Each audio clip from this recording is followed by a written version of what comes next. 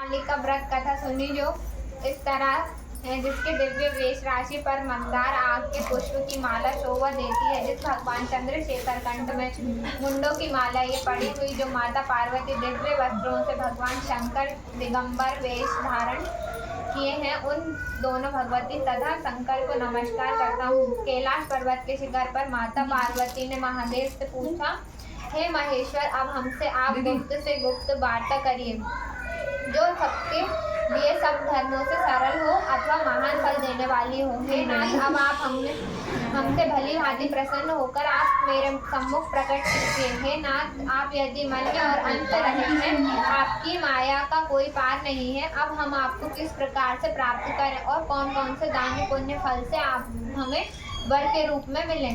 तब महादेव जी बोले, हे देवी सुनो, मैं उस व्रत को कहता हूँ जो परम गुप्त है। मेरा सर्वश्रेष्ठ है, जैसे तारागणों में चंद्रमा, सूर्य गणों में ब्राह्मण और देवताओं में गंगा, पुराण में महाभारत, वेदों में साम में श्रेष्ठ है, वैसे पुराण वेद में उसका वर्णन आया है, जिसके प्रभाव से तुमको मेरा आसन प्राप्त हुआ है। हे प्रिय, यही मैं तुमसे वर्णन करता हूँ।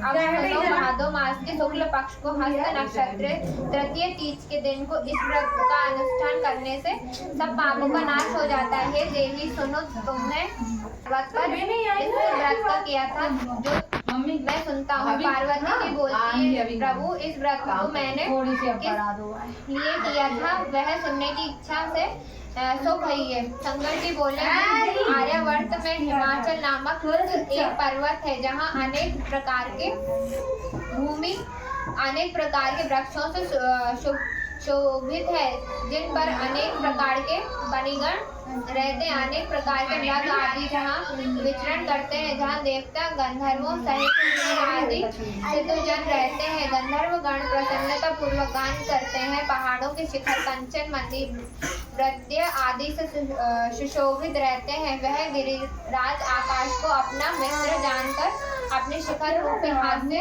छूता रहता है, जो सदैव बर्फ से ढका हुआ गंगा जी के कलकल ध्वनि से शब्दायमान रखते हैं।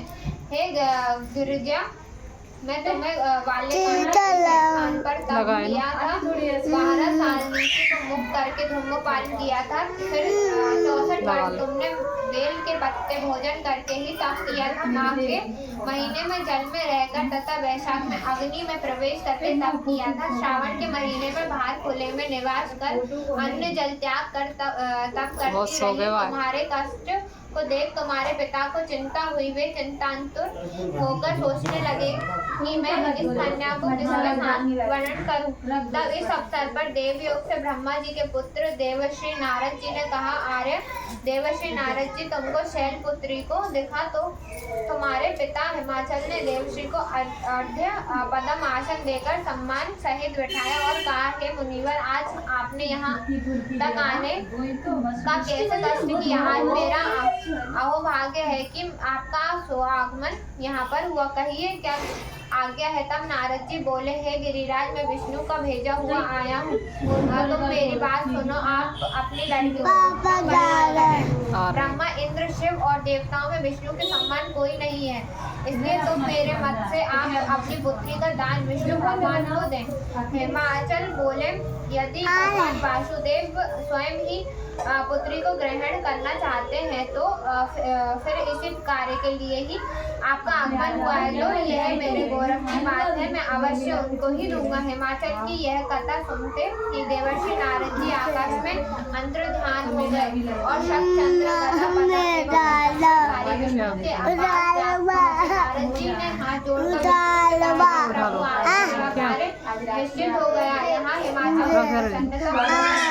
पूजा करेंगे। मैंने तुमको गरुड़ ध्वज भगवान विष्णु को अर्पण कर दिया है। पिता के वाक्यों को सुनते ही पार्वती जी अपनी सहेली के घर गई और पृथ्वी पर अनंत दुखी होकर विलाप करने लगे। उनको विलाप करते हुए देखकर सखी बोली, है देवी तुम किस कारण से दुख पाती मुझे बताओ, मैं अवश्य तुम्हारी इच्छा पूर्ण करूंगी। तब पार्वती बोली, है सखी सुन, मेरी जो मन की अभिलाषा है अब वह मैं सुनाती हूँ।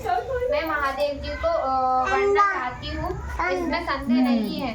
मेरे इस कार्य को पिताजी बिगाड़ना चाह रहे हैं, इसलिए मैं अपने शरीर का त्याग करूंगी। तब पार्वती के इन वचनों को सुनकर सखी ने कहा, हे देवी, जिस वन को पिताजी ने देखा है, जिस वर को पिताजी ने देखा है ना हो, तुम वहां चली जाओ।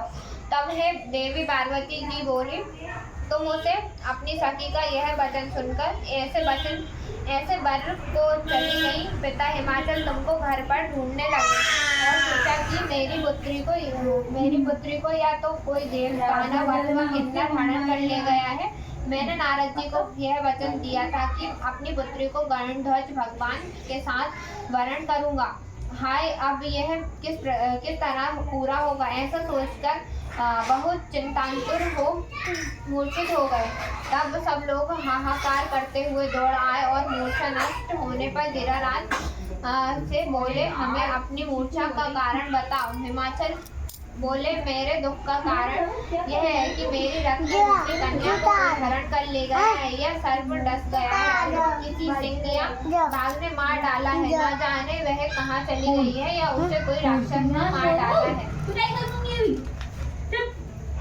इस प्रकार कहकर गिरिराज दुखित होकर इस तरह कांपने लगे जैसे तीव्र वायु चलने पर कोई वृक्ष कांपता है। तत्पश्चात हे पार्वती जी, तुमको गिरिराज सखिया सहित घने जंगल में ढूंढने निकले सिंह, व्याघ्र आदि हिंसक जंतुओं के कारण वन्य भयानक प्रतीत होता था।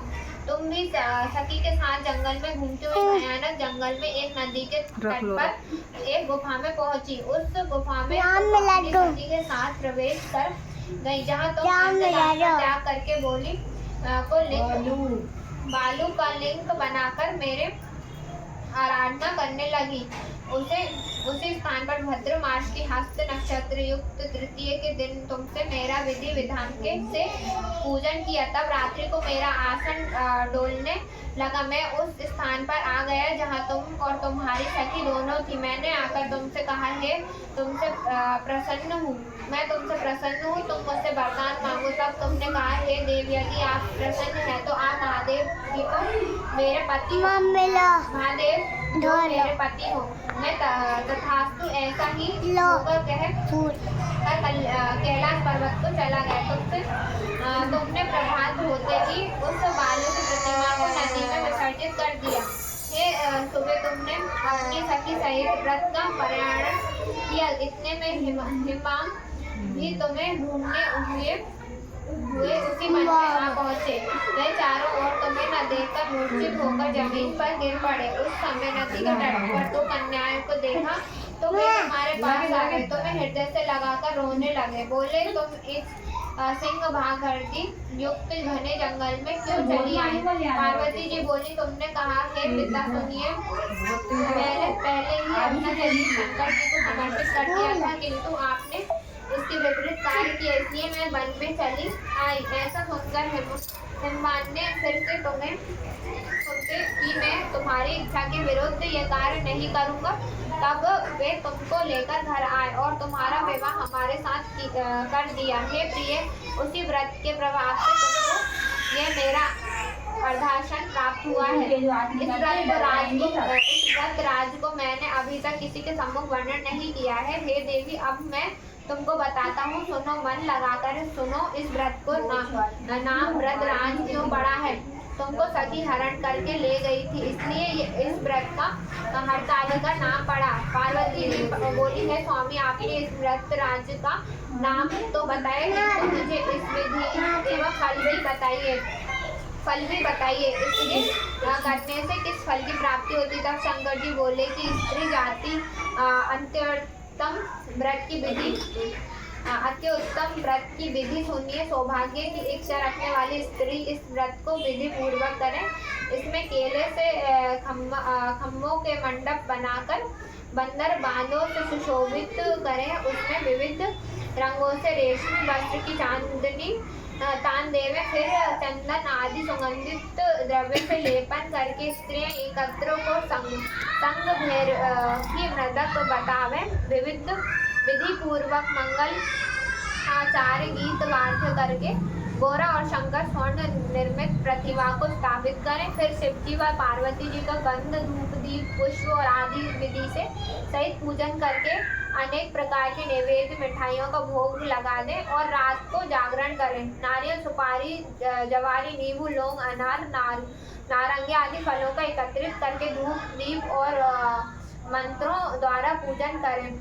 फिर मंत्रों उच्चारण करें। शिवाय से लेकर उपयास तक के मंत्रों में प्रार्थना कर प्रार्थना मंत्रांत है। कल्याण स्वरूप शिव है मंगल रूप महेश्वरी शिव आप हमें सब कामनाओं को देने वाली देवी कल्याण रूपे तुमको नमस्कार है। कल्याण स्वरूप माता पार्वती जी हमें आपको नमस्कार करते हैं और श्री शंकर जी का सदैव नमस्कार करते हैं। वह जगत का पालन करने वाली माता जी को आपको नमस्कार है।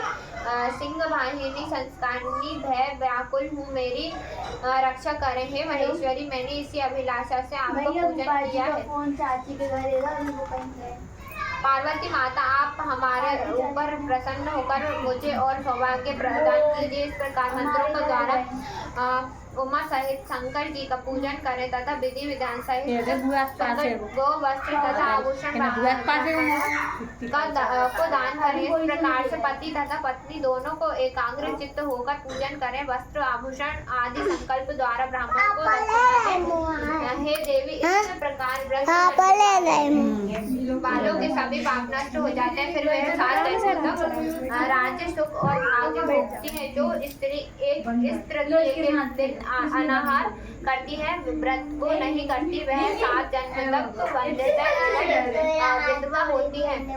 जो स्त्री इस व्रत को नहीं करती वह धन और पुत्र के शोक से अधिक दुखी को भोगती है तथा घोर नरक में रहकर कष्ट पाती है। अनाहार करने वाली सुकरी फल खाने वाली बांदरी तथा जल पीने वाली ठिठरी शरबत पीने वाली जो दूध पीने वाली सांपनी मांस खाने वाली बाघनी दही खाने वाली बिलारी मिठाई खाने वाली चिरटी सब चीजें खाने वाली मुर्गी का जन्म पाती है। स्त्रियों को बल्लोक सुधारने के लिए व्रत करना चाहिए। व्रत के दूसरे दिन व्रत का पारण करके पश्चात चांदी सोना तांबा या कांसे के पात्र में ब्राह्मण को अन्नदान करना चाहिए। इस व्रत को करने वाली स्त्री मेरे सम्मान पति को पाती है। मृत्यु काल में पार्वती जैसे रूप को प्राप्त करती है। जीवन सांसारिक सुख को भोगकर परलोक में मुक्ति पाती है। 1000 अश्वमेध यज्ञों के करने से जो फल प्राप्त होता है वही मनुष्य का इस कथा के सुनने से मिलता है। हे देवी मैंने तुम्हारे सम्मुख की है सब व्रतों में उत्तम व्रत को वर्णन किया है। इसमें करने से मनुष्य के समस्त पापों का नाश हो जाता है। हरतालिका व्रत कथा समाप्त हुई।